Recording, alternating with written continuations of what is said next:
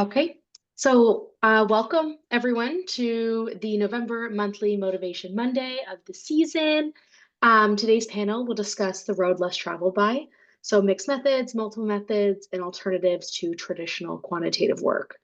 So Motivation Monday is hosted by the Graduate Student Committee of ARA's Motivation and Education SIG. So we offer this programming as a way to disseminate and share ideas and strategies for conducting educational research. And this year, we're continuing our Motivational Monday format from last year by hosting a panel of scholars and practitioners in our field to discuss important topics. Our wonderful graduate student leaders have organized a series of live panels and discussions each month, so make sure to keep coming back. So my name is Samantha Mackey. I'll be your facilitator today. I am a third-year doctoral student at the University of Ottawa in Canada. I'm advised by Dr. John Ranolucci, and my research focuses mostly on motivation and the ways in which identity impacts the persistence of women to pursue STEM-related programs. And today we have four amazing panelists to discuss the mixed methods, multiple methods, and alternatives to traditional quantitative work. So our first panelist is Dr. Avi Kaplan, and Dr. Avi Kaplan is a professor of educational psychology at the College of Education and Human Development at Temple University. His research focuses on motivation and identity, and Avi applies a complex dynamic systems perspective to identity and motivation, and he uses collaborative design-based research to study and promote people's agency, identity development, and motivation. Together with Dr. Gardner, Avi developed the dynamic systems model of role identity, which is an integrative, complex dynamic systems model of identity, learning, motivation, and action that has been framing research, interventions, and environmental design to promote agency, learning, and identity exploration in formal and informal settings. Avi is also a visiting faculty member at the Mandel Center for Leadership in Negev, Israel. He's a former president of the Division of Educational Psychology of the American Psychological Association and a former editor-in-chief of the Journal of Experimental Education and a fellow at the American Educational Research Association and the Association of Psychological Science and the American Psychological Association. Our next panelist is Dr. Joanna Gardner, and she is a research professor and executive director at the Center of Educational Partnerships at Old Dominion University. As an experienced researcher and principal investigator, Dr. Gardner uses a variety of research designs and methods to investigate complex phenomena, including identity, learning, and motivation in formal and informal educational contexts. So her work has been published in a variety of journals, including but not limited to Developmental Psychology, Teachers and Teaching Theory and Practice, Science Education, the International Journal of Engineering Education, and the Journal of STEM and Outreach. Our next panelist is Bradley Bridgie, and he's an associate professor at the Educational Psychology at the City University of New York, Queens College. And his research interests include achievement motivation and self-regulated learning, with a focus on underrepresented graduate students in STEM and teacher education. So current investigations include technology-facilitated help seeking, young adults teaching career motivation, and STEM interest in faculty development related to maker spaces. A former classroom teacher in the US, Mexico, and Spain, and current teacher educator in New York City. He is committed to research that has practical relevance for culturally diverse educational settings.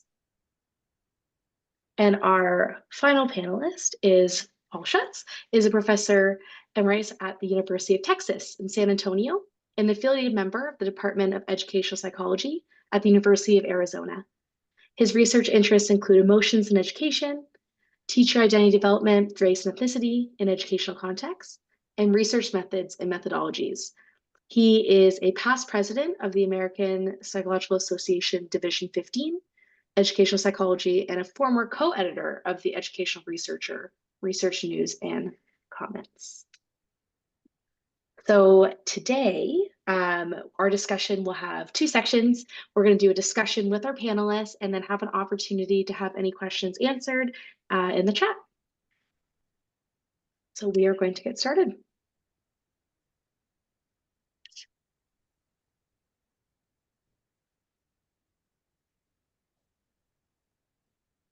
So the first question that we have for our panelists is for students unfamiliar with alternative and mixed methods, what would you say to help them better understand why they might choose a less traditional approach to their research?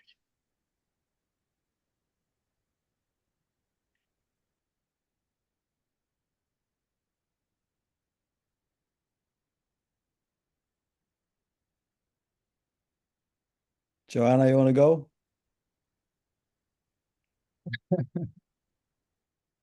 I guess I'm being volunteered. Um, I guess the first thing I just want to say before I address the question, it's my understanding that the audience for tonight is mostly for students, for graduate students. And so it might seem like it was a long time ago. It actually was a long time ago that I was a graduate student, but I do remember being a graduate student. And I remember the sort of how daunting it is to think about not just one study, one research study, and planning that from start to finish, but actually planning out, what are you interested in? As if you're going to know what you're going to do for the rest of your life, right? When you're in graduate school. Um, and so I want to first of all just acknowledge that it is daunting to conduct research and to begin to lead research as a graduate student, right? Um, and it's also daunting when you've been trained in a particular paradigm, which might be a sort of traditional quantitative methods, looking at, differences in between means of groups, right? Or predicting outcomes based on various selected constructs, right? That's what we're kind of familiar with.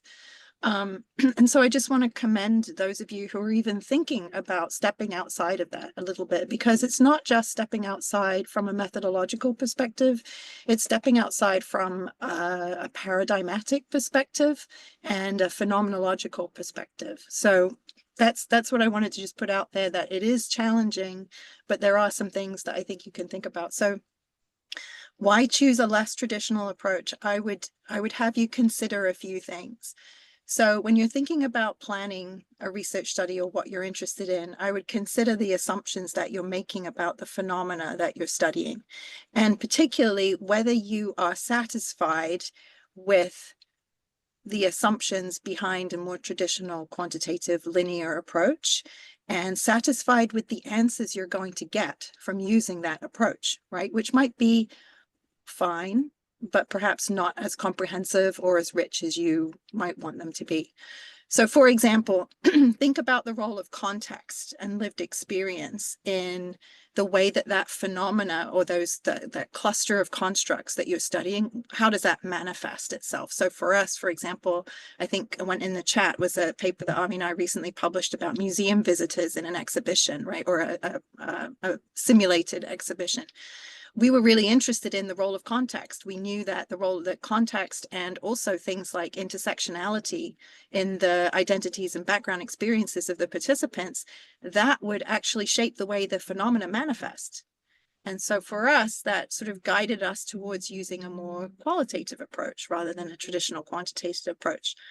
And this also touches on your theoretical framework behind it, right? So if your theoretical framework can't reconcile or account for or handle those types of complexities and that sort of dynamic factor that's going to come out as you study your phenomena, then it might steer you one way or another in terms of methodology. And I guess the last thing I would say is, if you're trying to think about what the answer of your research question is going to be, or the outcome of your research question is going to be, that will guide you towards using a certain methodology. So, for example, if you want to be able to design interventions based on the results of your work, right? Just saying that, this group versus this group, there were differences. Is that really going to help the people that you want to disseminate your research to, right? To design, you might need some additional rich information there. And then the very last thing I would say on this topic is, how important is it to you that your participants' voices and lived experiences are presented? And that's something that's become increasingly important to me as a scholar over the years. And so that naturally guides me towards using either a mixed method approach or a qualitative approach. Okay, I'll pass the baton. Yeah, I can build on that because leaving off with research questions. Um, I come from this idea that your research questions determine your methods. And so where you end up methodologically, so you don't start with methods. Methods come once you've, done your literature review, you've thought about it, seen what other people have done, and you come up with potential research questions that not only guide your literature review, but also guide your methodology.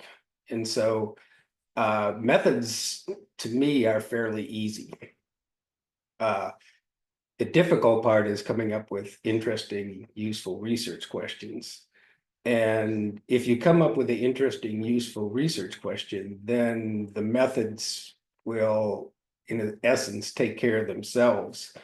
So I see methods as tools. And I mean, there's the old saying, if the only tool you have is a hammer, you treat everything as a nail. And so you need to have in your backpack, or however you want to talk about it, you need to have a variety of methods to answer the questions you have. And one of the things that I've noticed in my work with students, and I'll stop there, is the number of students I've had who have come up with research questions that they have no methodological understanding of how to answer them. And that's problematic. Uh, and so work on your research questions, the methods will take care of themselves. I'll build on what Joanna and Paul said.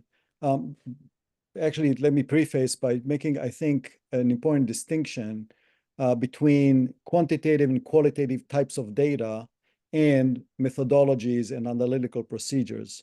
It's very common I mean, it happened in the field, unfortunately, that the terms quantitative and qualitative are not just describing types of data, that is numbers versus words, narratives, descriptions, but they started to assume also what Joanna was describing is assumptions about the phenomenon and how to approach what knowledge can be gained about them, what knowledge is worthy.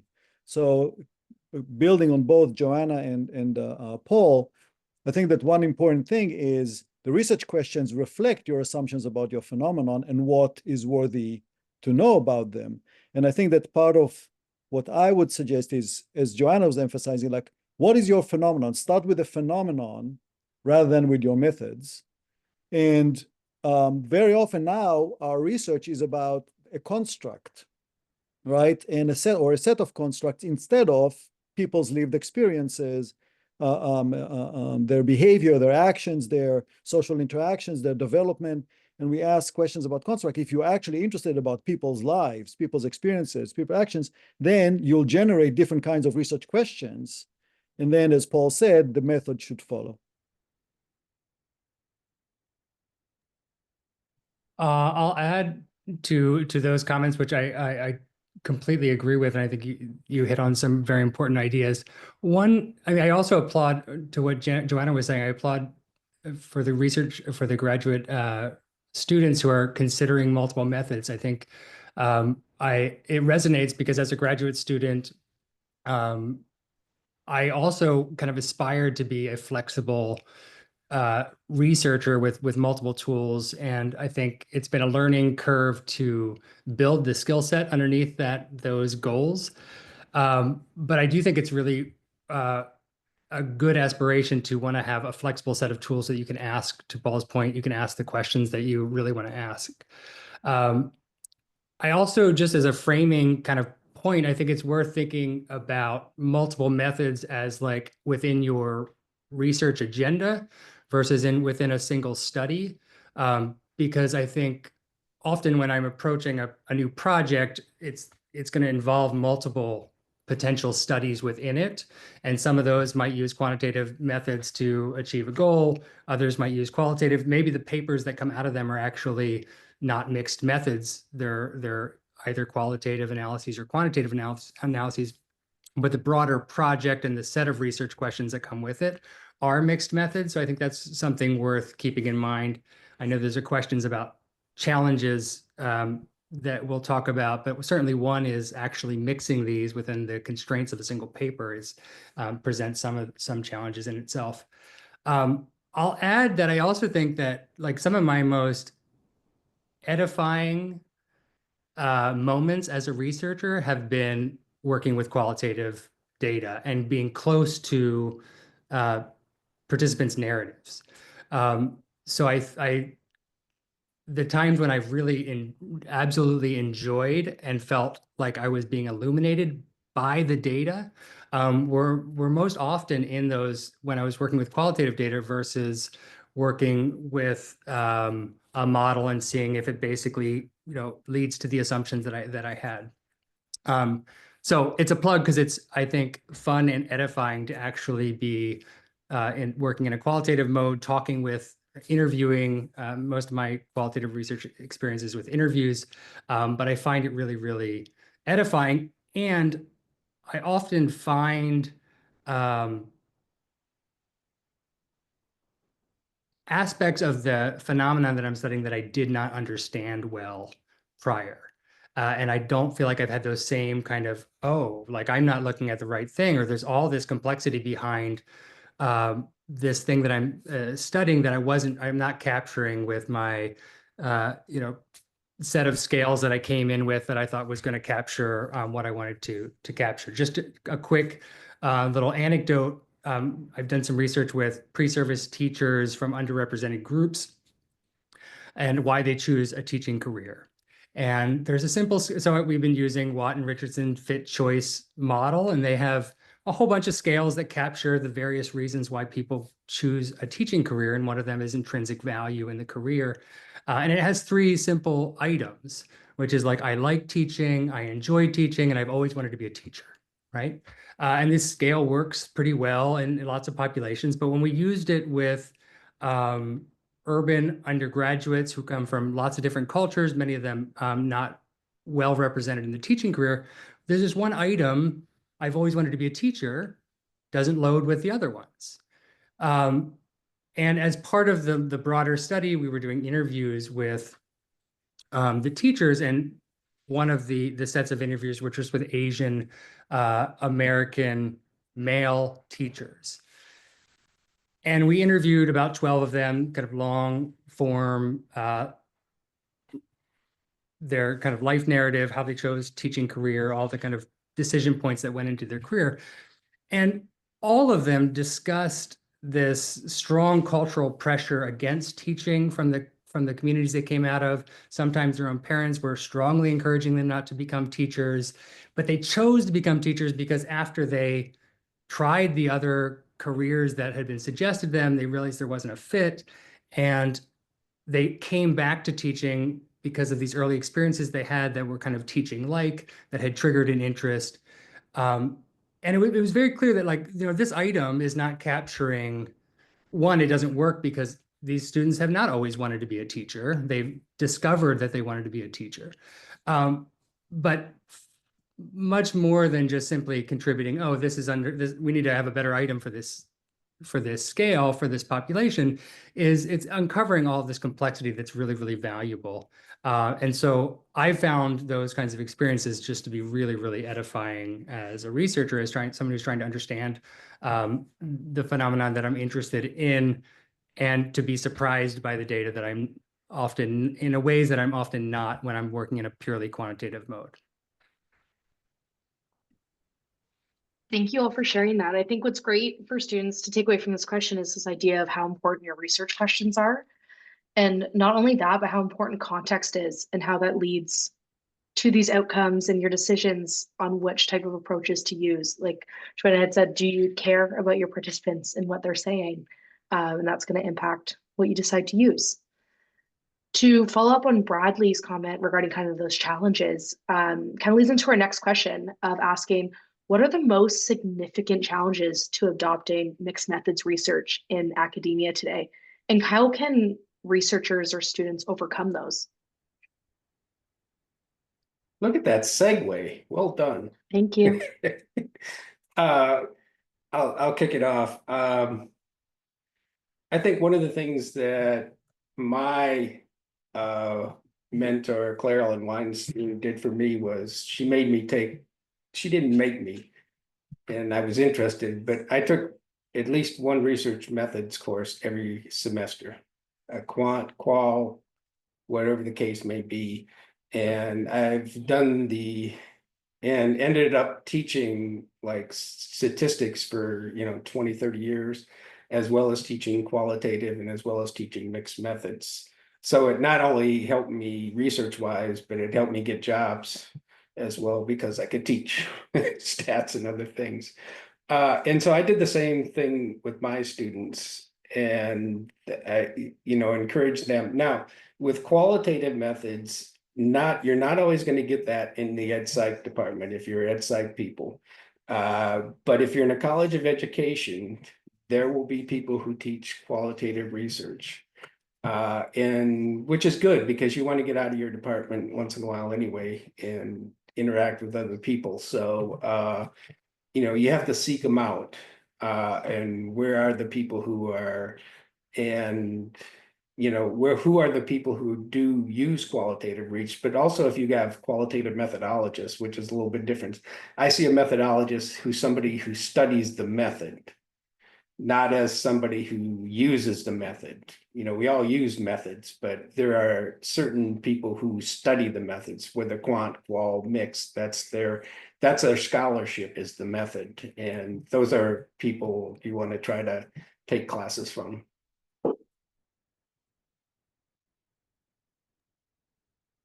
So I think that question is interesting because it depends on who you are and where you're at in your sort of research process and journey.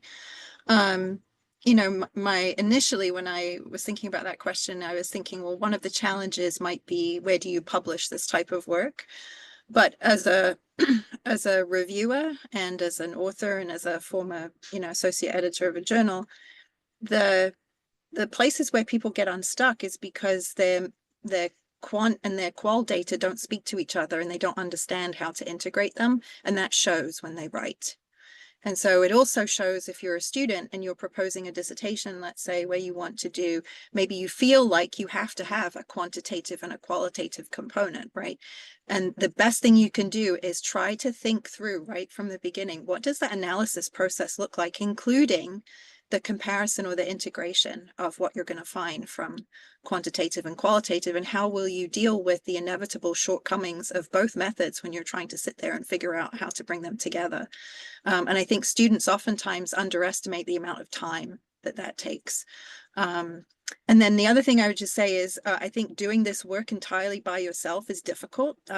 My first accidentally mixed methods study was when I was a grad student, and I sort of tacked myself and my roommate onto an RCT that we were working on as grad students, and we did what became quite a widely cited paper that was essentially mixed methods. It was looking at students in a treatment and a control condition, looking at their reading and listening comprehension, and we had to code students, 6, 7-year-olds retelling us a story lots of times, right? And so working as a pair, we got of course you would do that anyway, right? You need inter-rater reliability and you need trustworthiness, but that was a way more successful outcome. And so different cultures and different institutions, I think, are different, but I would encourage you as grad students to go find those students that might be outside of your department but have taken more of those other types of classes, and then you can compare notes, and maybe you find out that you're interested in the same phenomena, or at least the same sort of cluster of constructs, or the same type of student or same educational setting. And then from there, you can design your study in a way that plays to both of your strengths.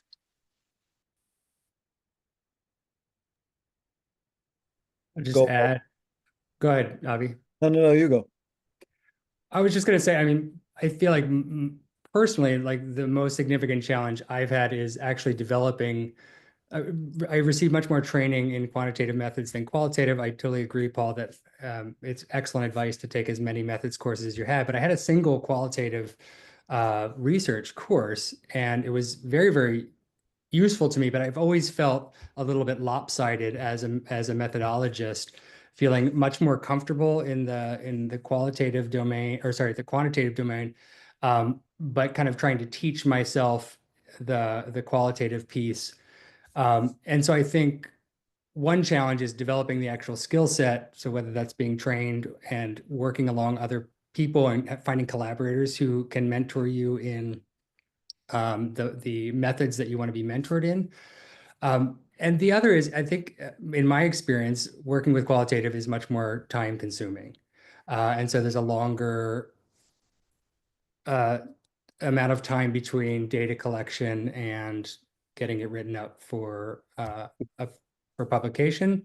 I'm never quite sure what the correct attribution is there, whether it's like my own capacity as a qualitative researcher that I'm inefficient, or if this is actually the process. But I think being strategic about the amount of time and what your goals are, I think is an important piece of figuring out where the various mixed methods components fit into your goals. I'll just add to the others in emphasizing again that actually training, like what the discourse in our community, scholarly community, that's one of the main obstacles, that we don't have people who are versed in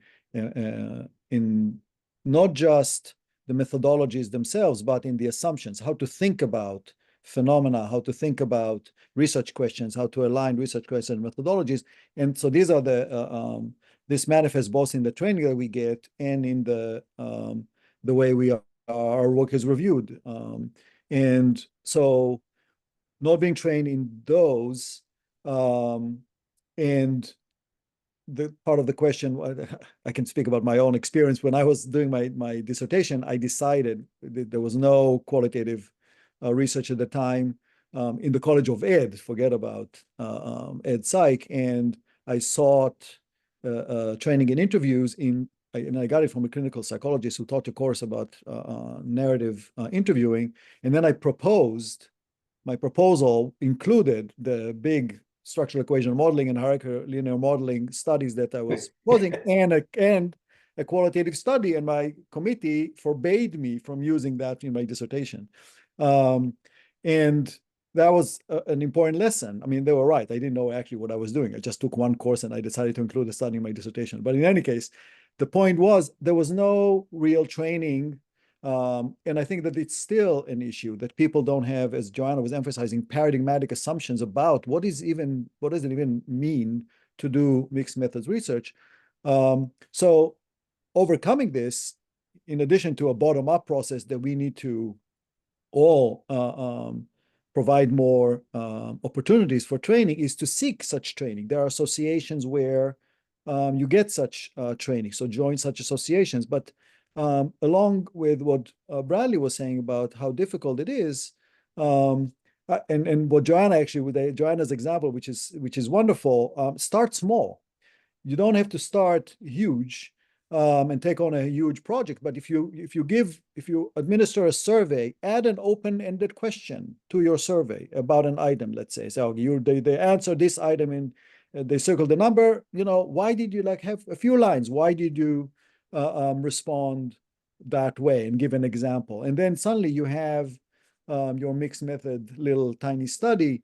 But also, as Joanna was saying, collaborate. Don't do it on your own. Seek mentorship. Do small projects in collaboration with mentorship and gain experience. I could add one thing to that, and I ended up with a philosophy minor. But I also, at the University of Texas, when I was doing my PhD, Mark Bickert was there, and he taught a course on the philosophy of science. So that gets at what Avi's and Joanna are talking about, your assumptions about what is research, what is that. You tend to get more of that in qualitative courses, where they'll take you, what are your what are your assumptions about research and things like that? What's your positionality is the term that they use. But also look around for a philosophy of science class. It won't be easy, and don't be afraid to get a B in something. I got B's in all my stats classes as a doctoral student and ended up teaching stats. So don't be afraid of a B. I think that B is for what a lot of students kind of keep them from. They finish their mandated stats class and then they're like, okay, I passed, I'm done. I won't be doing that ever again. So I think it's important for students to remember that these stats courses after your mandated one are still great to take and they're important and they're not meant to be punishment. They're meant to develop your training and help you develop these assumptions and positionalities that you're going to use later on. I think that's really important. And I'll just Um, mhm. statistical training, methods training in general is very expensive. Once you, I mean, it's expensive in your doctoral institution as well, right? But you're in a mode where you're paying for tuition. It's very expensive to get trained on any new methods, and so I really think you're at a unique opportunity to build get as many tools as you can, methodological tools, for whatever it'll serve you in whatever direction you go. Often. And that's a great point to use it while you got it. Um, our next question is something I know that I struggle with, so I'm excited to hear some feedback is how do you approach comments concerning issues of validity and reliability in mixed and alternative um, methods of research?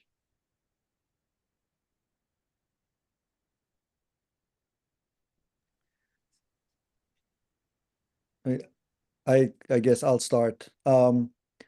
So the terms validity and reliability sometimes fit in alternative approaches to research, and sometimes they don't.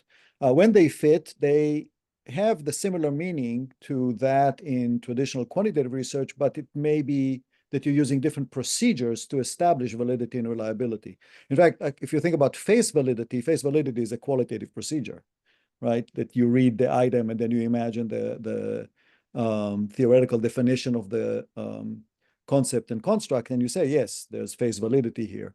But in other types of studies, you use different procedures to establish validity and reliability. So for example, you have a narrative data and you code it, you can have two coders and you establish what's called inter-rater reliability. So that's one way to think about it. But at other times, in other kinds of research, the terms validity and reliability are not necessarily appropriate because there is no external criterion to establish them. The criterion is it's the meaning that the person is telling you about, the experience of their subjective experience. So in these cases, scholars use the term trustworthiness rather than validity and reliability. And it is about, when I tell you about my study and my findings, do you trust them? And how do we establish? It's the same thing when we talk to each other, and I tell you a story and you believe my story, except that it's done in a scholarly way. So it's much more systematic. But what are the procedures by which we can enhance the trustworthiness of our findings, our research and findings? And it's about transparency. It's about being systematic.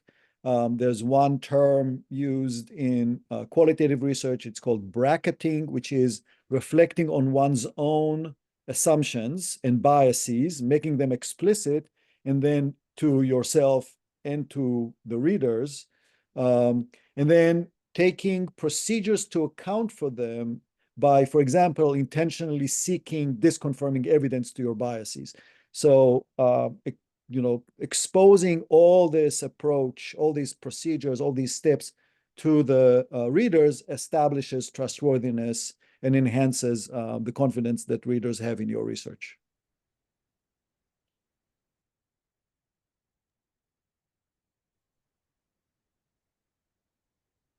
So I think I feel like I'm concerned about how the rigor of the qualitative work that I do will be accepted. And actually, when the times that I've published qualitative research, I don't actually get comments that are targeting these methods, or sorry, targeting these issues raised. And I don't know. So I guess I feel like I often am concerned about people raising these issues, but actually that hasn't been reviewers' concerns with the research. They're often pointing out other critiques of the research more broadly, but not like, I don't trust that you have gone through and been rigorously analyzing the data. So I think the general strategy that I've used, and I think has been helpful to me as I've been learning the method, is to stay close to established analytic procedures in whatever method that you're working. Follow an exemplar that fits with what your needs are, and I've stayed close to that, and then that's been something to point to in terms of the rationale and the rigor behind it. But I'm curious to the other panelists if they've received a lot of pushback from reviewers when they're publishing work that's qualitative or mixed method in some way about the reliability and validity of these alternative methods. If anybody wants to speak to that.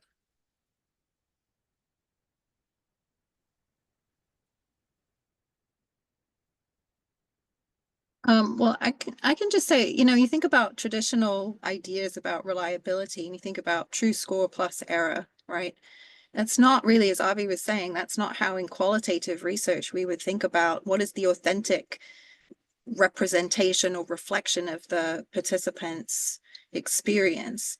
So when you think about writing about that type of data, there's a number of ways that you can go about helping the reader and the reviewer to find its trustworthiness, right? So you can have, I always make sure I present a code book. I have in the past, although not always, essentially stated like to what degree did we achieve, like if we were looking for themes, saturation in the data.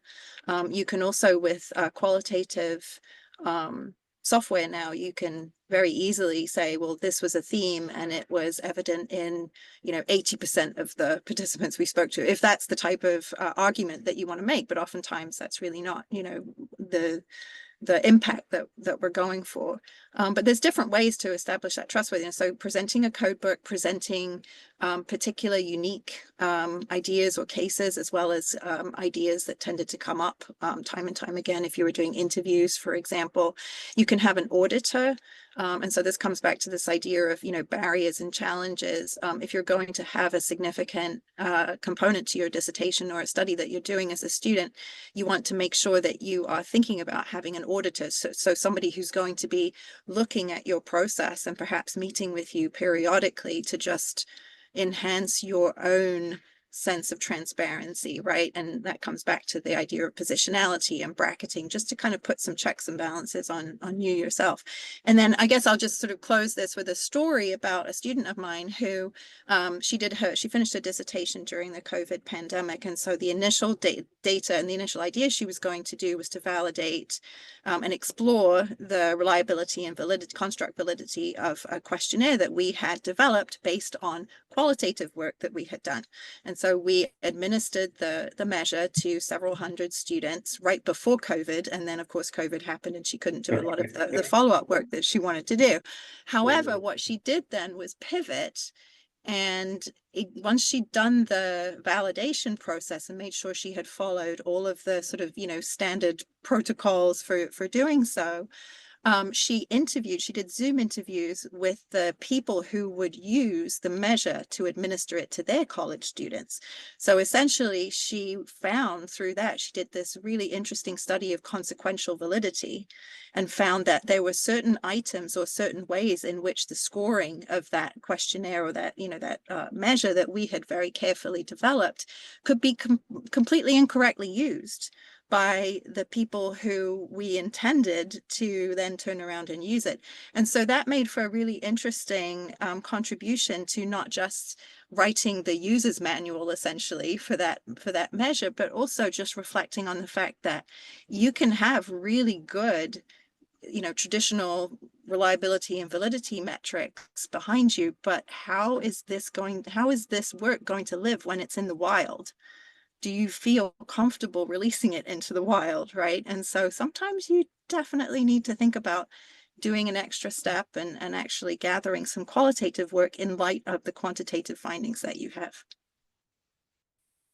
Yeah, I think one of the things, because we went through psychology programs and ed psych programs, we've been brainwashed, might be too strong, into this idea that reliability and validity how somehow help us find the truth. And even we very seldom have good reliability and validity evidence within the articles we're reading. I mean, reliability simply means that the people who answered this answered them similarly. And so it may be that they don't, like Bradley's example, they answered the question, but it doesn't fit in, so there's all that sorts of things. Long lead up to, and these are based on assumptions. Generalizability is an assumption.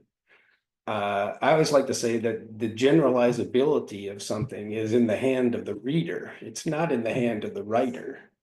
So does it generalize? Does it make sense? Does it work in my situation?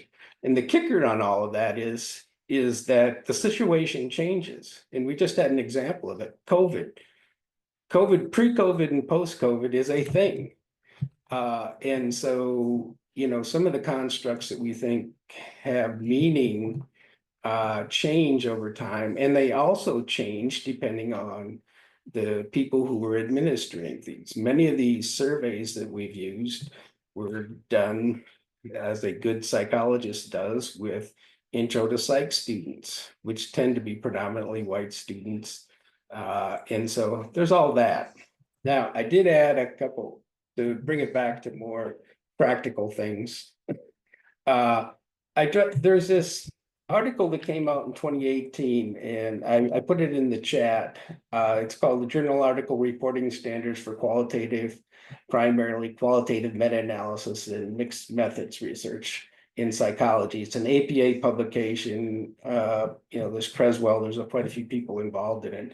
And it's actually pretty good. I was skeptical at the beginning because I'm not sure it'll work for postmodern qualitative researchers, but for ed psych folk, I think there's some really good ideas in here and they do talk about rigor and reliability. So this should be, if you're doing this sort of work, you should have this. And the other one is called The Fundamentals of Qualitative Research, a Practical Guide. So if you're just starting in qualitative research or starting with some research questions, get this book. I've used it with a bunch of students and they love it. It will walk you through how to think about a qualitative study, what sort of questions you should be asking, and there are activities you can do in there. It's a really good book, and it's in spite of the fact that I was on her dissertation committee. Besides that, she's went on to great things. I didn't hold her back. That's always the goal, is not to harm someone. So Thank you all for touching on that. I think it seems as though from all your feedback is that like language, intent, and understanding of that verbiage and where it's being used is a really important part of answering that question. And how important it is to understand not only the difference between the words, but I guess the context that people are using them. And I think that kind of touches on our next question in the way that in your experiences in these contexts, what are like some common mistakes that you can recall that students often make when using multiple methods, and how can they try to avoid them? The most common mistake I see in the dissertation committees that I'm a part of, not all of them, some of them, the first time that a student attempts qualitative coding is during their dissertation. And I think that that's a real problem, because you need to understand what it is you're getting into. And it comes back to what Paul was saying about sort of your research question and then your design, that should guide you in, how many participants, who your participants, how you're gathering that data, and then how you're analyzing it. So I see a lot of students getting completely lost and overwhelmed when it comes to the qualitative portion of their dissertation, because essentially it's their first time around. So if there's a way to either do some pilot work with your protocol or collaborate on someone else's study, or, join a research center or work with another professor, right? And so you just get a sense of how to integrate these things. So to follow up on my earlier story, my dissertation actually was also a mixed method study. But when it came to coding those responses that people had given me, college students this time, it went very smoothly because I had that initial experience to fall back on of what does it mean to generate a rubric? What does it mean to make sure I do have inter-rater reliability? What does it mean to, pick out some illustrative quotes and then be able to defend the fact that I'm not cherry picking those quotes, right? That I'm actually integrating them into a meaningful story, as Avi was saying, that's convincing to the readers. So try to get your feet wet before you attempt something like this as your dissertation. Just to build on what Joanna was saying, I think that a mistake that, and actually Joanna mentioned this in her experience as a reviewer, and a mistake is following the analytical procedures without actually understanding, like, what actually do they aim to achieve in terms of the assumptions, in terms of the addressing a research question. I've seen many times students come and say, well, I'm doing a sequential exploratory mixed method study. And what is it? Oh, it's like, and I said, like, why are you doing that? So I don't know. It's a name that I know. It sounds really good. And these are it tells me what to do, right? And so a mistake is to just follow procedure mechanically without actually saying, like, what am I trying to, what's the phenomenon? What are my assumptions about the phenomenon? What am I trying to learn about it? And what would be the best methodology, and then method to answer that question? And I think once you start there, as Paul was saying before, the method should follow. And then the logic of why you're using the method, you understand it and you can relate to your readers. Yeah, I think for me, one of the big problems is I've had multiple students come in my office and say, I want to do a qualitative study, or I want to do a qualitative study. And it's like, okay, well, what are your research questions? If you don't have your research questions, then what's the point of using a method? It's like, it's another thing here, and I think Bradley touched on this, and Joanna as well, is that initial venture, if you're doing qualitative stuff, of trying to, I talk about it as becoming the data, in a sense. And I've had students, I got my interviews, so I should have you a draft of the results in a couple of weeks. And I'm going, what are you talking? You have to build in time to do these things. And so it doesn't work that way. You can't force it to happen. You need to think about it. Bradley said he thought Qual takes more time.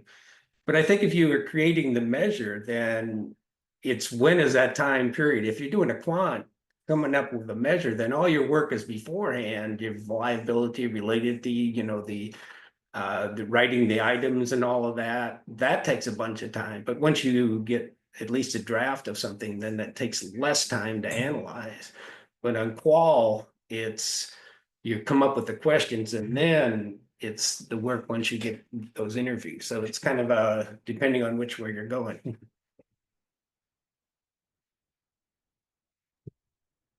I can't speak to helping a lot of students through qualitative research. I don't have a lot of grad students that I mentor, and they haven't been in using qualitative methods. So I can just speak from personal experience that I think, and a couple of the panelists have hit on this, of the not losing sight of the big picture and the zooming in and out of the analysis back to the big picture. I think I've gotten stuck at points where like I've coded all the data, now what? And you've kind of missed that you've seen all the trees and you really have not been trying to understand how it all relates to a bigger picture. And so I think following the good advice in the various resources that have been suggested of really trying to synthesize and make meaning and start to tell the narrative at each stage of the process, so that any kind of fine-grained procedural pieces of the analysis aren't the kind of first thing you do without a regular checking into the larger picture and the larger meaning making, because as gratifying and illuminating as working with qualitative data is, I think I have felt overwhelmed by it, especially like, well, I'm going to do 12 interviews and they're each going to be an hour and a half long. And so now you have hundreds of pages of transcript, and to kind of work with that complexity can be really, really overwhelming. And so just as a concrete strategy, actually two things. One is I'll put in a link here after I'm done speaking. A group that I worked with, their research talk is a qualitative research training consulting organization, and they were connected to Temple when I was there, and so I worked with them a little bit. And Ray Mayata, who's one of the lead researchers there, talks about this kind of staying close to the whole story throughout the process. So, reading interviews multiple times, and then before you kind of get lost in the weeds of coding, because coding is often kind of like the first practical step that we think we should do with qualitative data, is to continually reflect on kind of what is the whole of the data teaching me, and then going through in a more mechanical fashion to identify and tag and code different pieces of it so that you can present the rigor side of it. But I feel like the rigor side is often the easier side to go to if you're quantitatively trained. Like, oh, I'll just tag every time I see this, but it's not necessarily capturing the meaning making that you need to engage in as the analyst. And I think I had one other point that has totally jumped out of my mind. So if it comes back in, I'll let you know. And I'll put the link to the research talk, folks.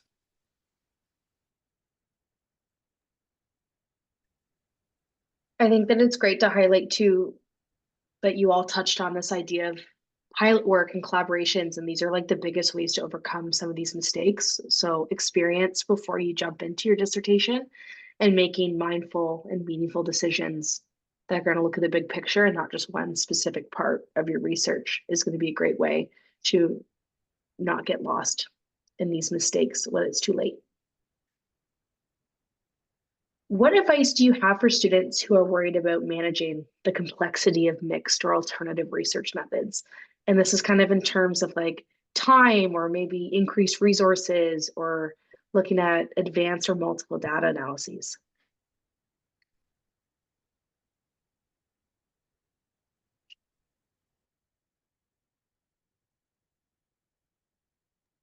I think somebody said earlier, and I just jotted it as a note, is start small is an important piece of that. So if you're, in the kind of simplest instantiation of that, if you're doing a survey with quantitative methods and there's some value in adding an open-ended questionnaire question, it's a very simple way to get qualitative data, but in more than one occasion, that has produced really, really valuable insight into the findings of the, so it's primarily a quantitative study, but there's a couple of open-ended questions that really do provide insight into what's happening and are relatively easy to mix in kind of a mixed method approach. So I think that's one way. And then I think this has also been hit on too, but finding collaborators and mentors who can help train you in these methods is critical.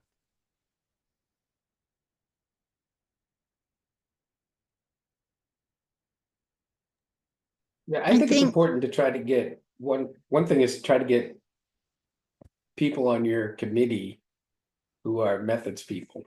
I was working with a student, this is at the University of Georgia, really, really smart and interesting lady, and she wanted to do this postmodern thing, which at the time I had no idea.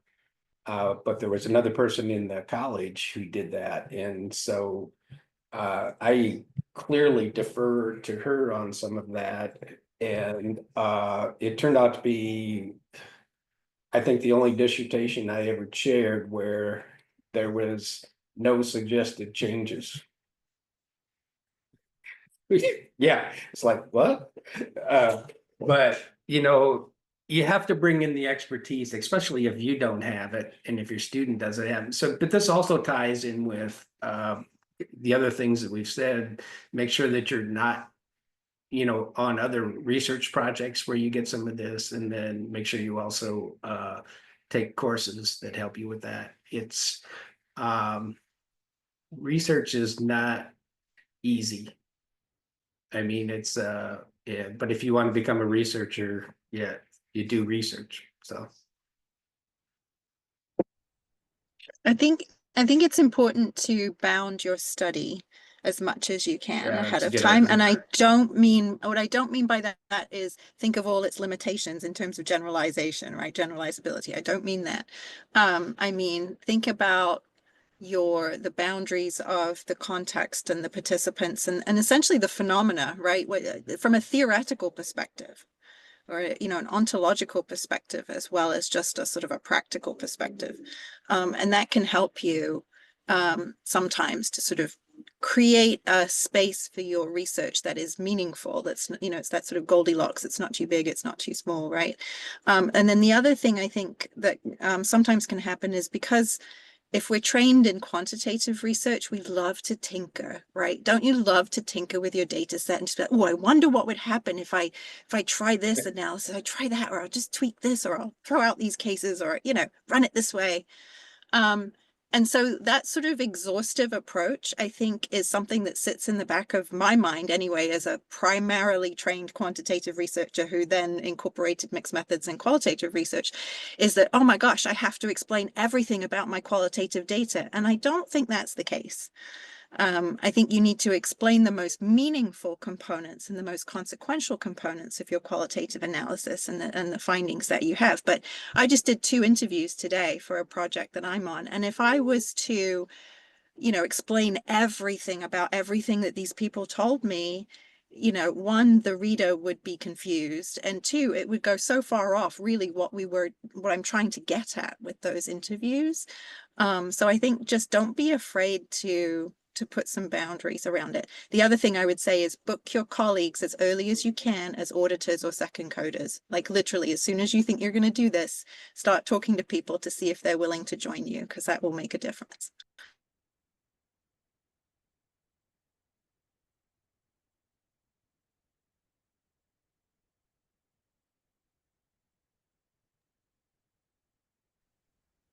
I know I'm personally guilty for wanting to do it all as a grad student with my project. So my supervisor's constantly having to remind me that while this project's important, it's just one of the many that I'll do. So back to what Joanna said of how important it is to bound your project so it stays meaningful but not unmanageable, I think is a super important takeaway. And I really appreciate this idea of starting small and utilizing your different resources. So of people who can support you, like especially taking advantage of building the committee, not just to get it done, but whose expertise can actually support you in your methods journey and the application throughout the years that you'll be doing it. Our next question focuses on kind of what we talked a little bit about, especially with Bradley, about the rigor of our project. So how can students demonstrate this rigor of mixed methods or alternative methods work when presenting to audiences that are maybe unfamiliar with these approaches? I'll start. I'll just say that I find in a in an interesting way, telling a story about a qualitative study or about a study, mixed method study, where people actually spoke about, express their meanings is sometimes easier to get your audience connected if you harness on the fact that you have people's voices. But the question was about rigor.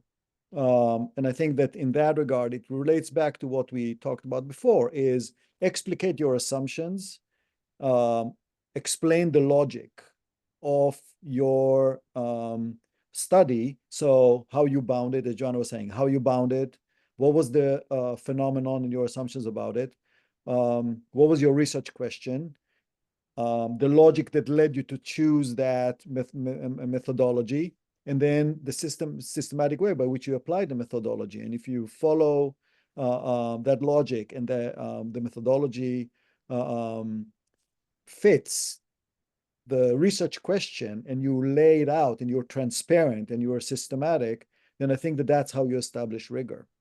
And then your study is it's perceived as more trustworthy by your audience.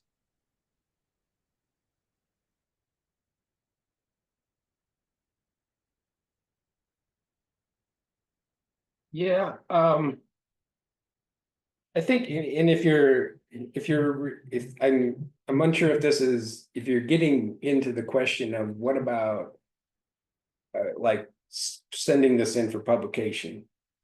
Okay, and one of the things that we suggest in the book I'm working on with Gwen and Matt is that you need to look at the journal.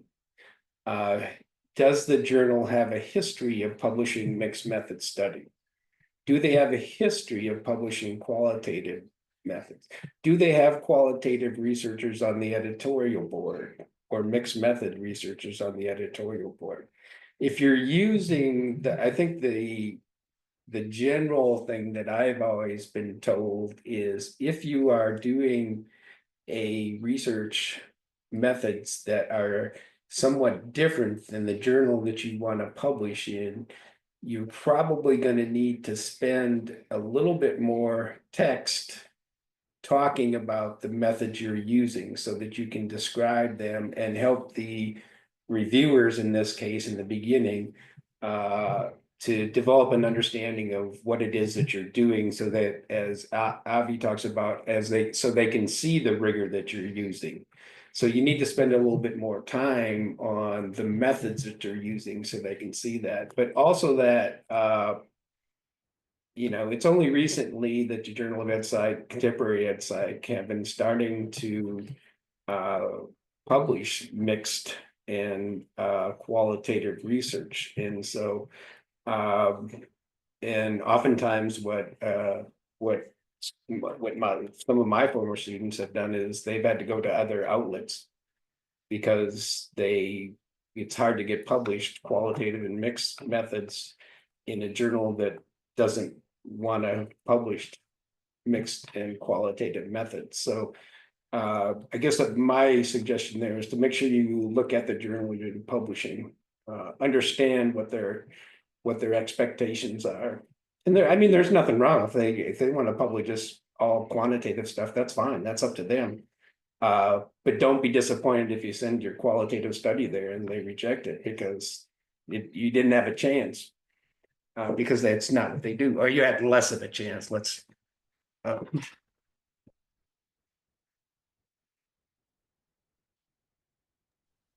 So I agree. I think sometimes what you can do when you submit something is you can suggest reviewers, right? You can do that with journal articles, you can do it with proposals.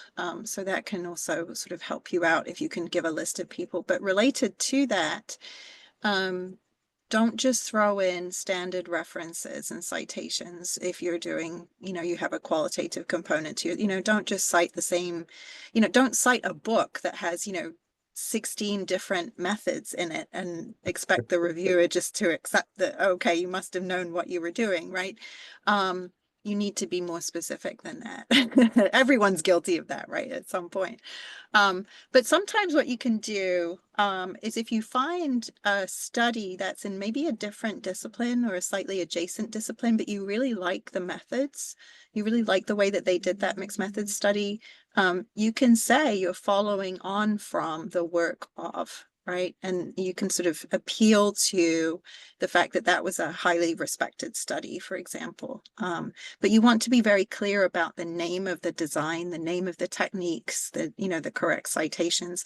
And then, as Avi was saying, just teach the audience, right? Because if they're unfamiliar, don't assume that their unfamiliarity is going to automatically be skepticism and cynicism. I mean, there's my positive attitude bias, but try to teach them. Oftentimes people are interested once they, you ask a question, a big question, and then you maybe break it into a couple of sub questions. And by the time you get to answering, I have a paper in press that's a good example of this. You answer the quantitative question, and then you're like, but I want to know what happened next, right? I want to go deeper into what happened with those students. And that's where your qualitative data can really offer that insight. So I think it's about telling that story in a convincing way. And then finally, just be really honest about limitations. So if you were planning on having a certain type of sample for your qualitative interviews and it ended up being a convenience sample, just be honest about that. But you can then still defend, depending on how you approach the study and analyze the data, you can still defend that position.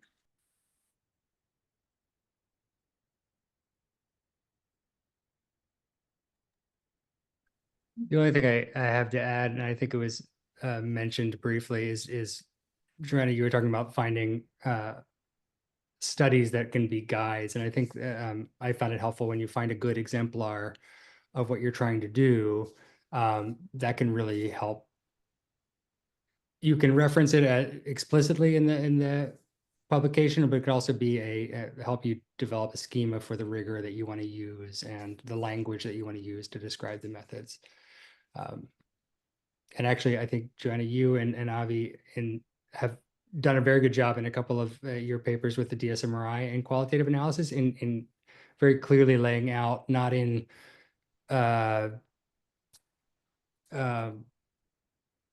like traditional qualitative terms that are thrown out, but actually walking the reader through, actually, here's what we did, and here's a little schema of what sections look like and how they got coded. So I think that kind of just transparent explanation is really useful. So that can be an exemplar to anybody who's listening. I don't know specifically which one I have in mind, but there is at least one that I've come across. It's like, oh yeah, that's what I need to do to describe. I know as someone who's trying to use the DSMRI that the code book that you developed has been something that's been really helpful in addressing some of these concerns and being very clear. And that's the exemplar that I use personally for writing. And I think these responses too highlight how important planning is. So to look ahead and see where you're presenting, what the goal of the presentation is in order to understand best how to demonstrate your rigor. And also, as Joanne and Bradley said, good examples are really helpful tools for students who are new to mixed alternative methods to see how they should be shown. One of our next questions looks at how, given that how most of our training is in a traditional post-positive methods, what resources can we as grad students use to expand our toolkit in these alternative methodologies?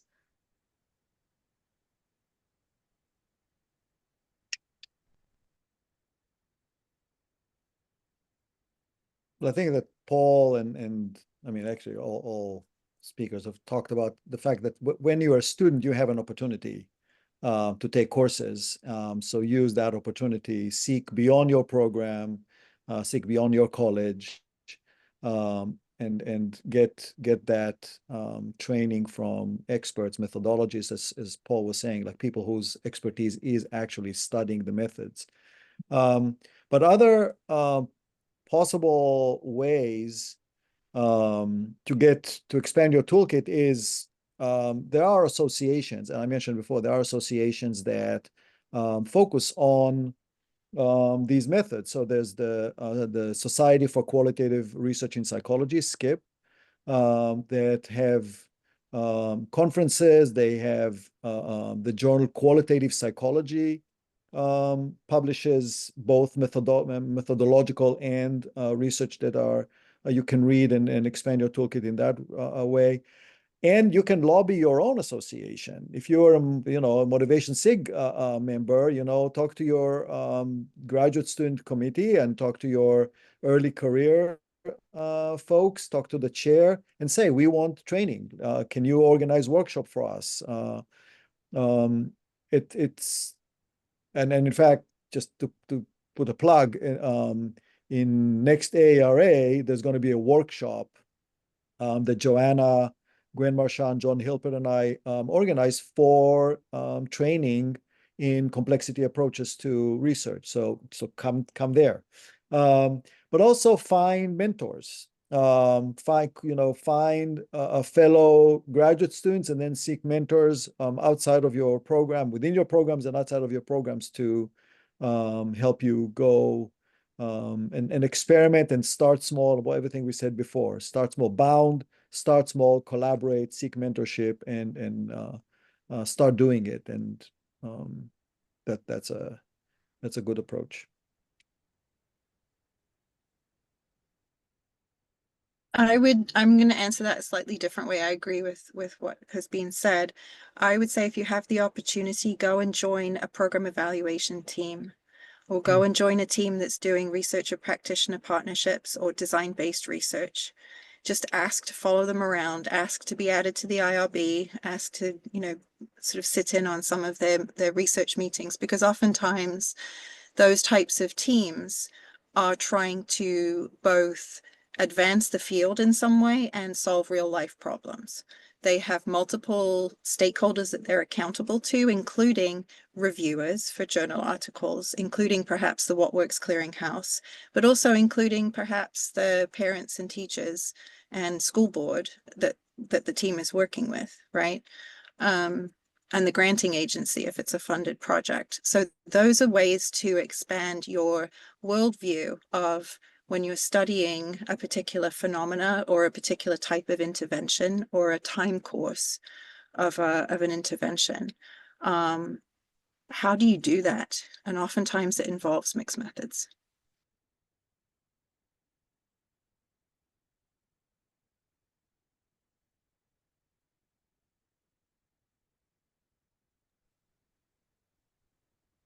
I think it's easy for students just to count down the days to graduation, as it's one more year, one more class, one project. And we sometimes forget that this is an opportunity to expand our toolkit, that we're in this little bubble where we can go to conferences and build connections and find mentors. And something I know I need to work on too is asking these pivotal researchers in the field for input, even if it's scary, and to take advantage of this opportunity, I think is really important.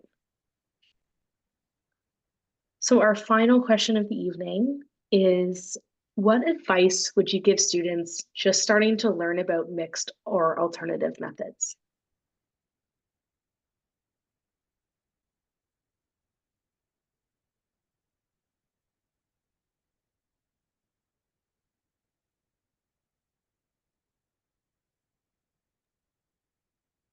In addition to what we've shared in terms of resources and strategies for building up a broad set of skills and methods, I think there's something to be said for diving in and getting data in small ways and trying to work with it, because in my experience, when you have a set of qualitative data around something that you care about, it's a huge learning experience to just struggle with it, and you've got a concrete set of data to start to apply the techniques that you've read about or that you're seeing being used, and there's no real replacement from actually having data and trying to work with it. And so diving in, but also doing that in, as we've kind of shared before, strategically, so that you're not, you've got an amount of data in a way that's manageable to work with. But I think either your own data or somebody else's data is trying to find ways to get in and start working with it is one of the best ways that you actually learn it. And it'll, fail forward in the process. And I think that's how I learned. Yeah, my suggestion would be is to start thinking about your inquiry worldview, your philosophy of science. Start to delve into your assumptions. What do you assume about this? I think and you have to do that in conjunction with doing the other stuff. But I'll put this in the chat. I just read this thing by Gloria Lanson Billing. She's talking about research, and I thought it was a really interesting quote. I ran into it last week. She says, all methodologies have biases. All methodologies have assumptions about the nature of the world. And the methodological task of researchers is to determine which biases and assumptions they can live with, which I think pretty much sums it up. And over time, those change. What assumptions you have, and your assumptions grow, and things like that as you spend more time at it. But I would suggest you begin that process of understanding, what is reality? What, your ontological questions, what your epistemological questions, what do you think science is? Are there truths out there? And those are things to struggle with, but it helps you think about things. I'm teaching philosophy of science course this semester. Ah, sweet. Yeah, and I have one of my students in the course is a professor of engineering who is starting to do engineering education research, and she said, I just realized that I took my house to be the world, but it's only one house. There are actually other houses. I need to venture out to visit other houses. Yeah, I think it should be mandatory for all ed site people, but It is a nobody asked. It's a required course in our PhD in education program. Yeah, it should be. It should be. Yeah, I think it's.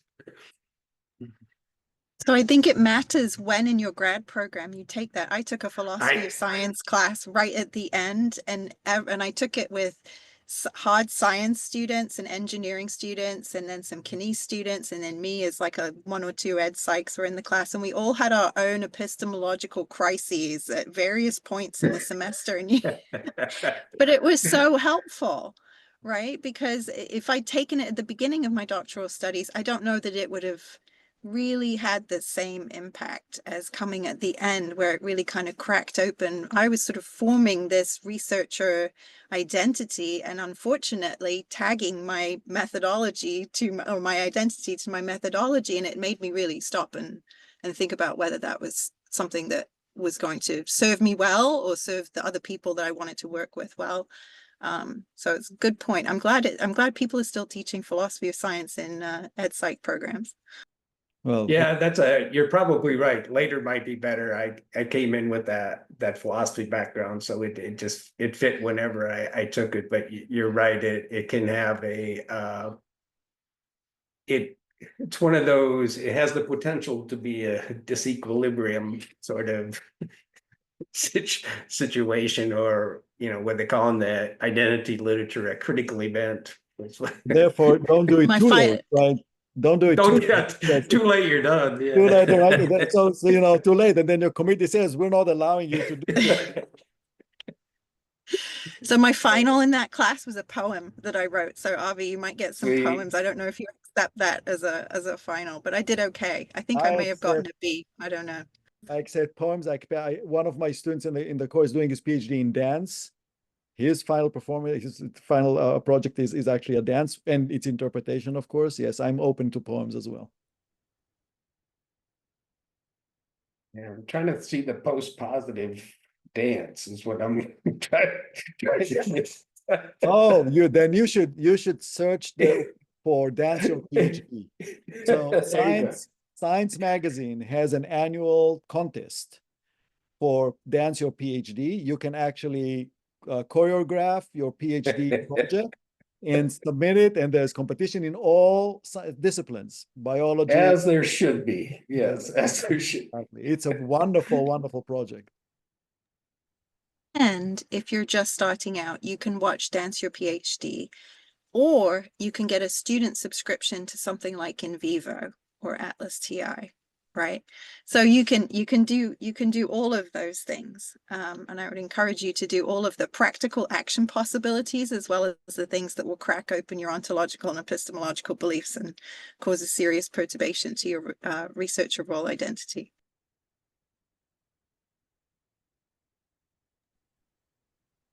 I just wanted to thank you as we're finishing up. I spend a lot of time with all 4 of yours work. So I know that I learned a lot today, and I know that the students at home are definitely going to be feeling the same.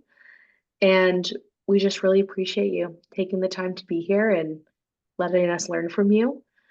For those are watching, please join us at the next Motivation Monday in the new year, January 27th at 7 p.m., where we're going to be discussing the writing process and publishing pipeline. So navigating journals, feedback, and reviewers. And as we close, I do, again, want to thank our panelists for their insightful and enriching conversation. And a big thank you to everyone who joined and who's going to watch after this. And we hope to see everyone soon. Thank you for having us. Thank you. Yes. Thanks Thank so you all much. so much. Good luck, everyone.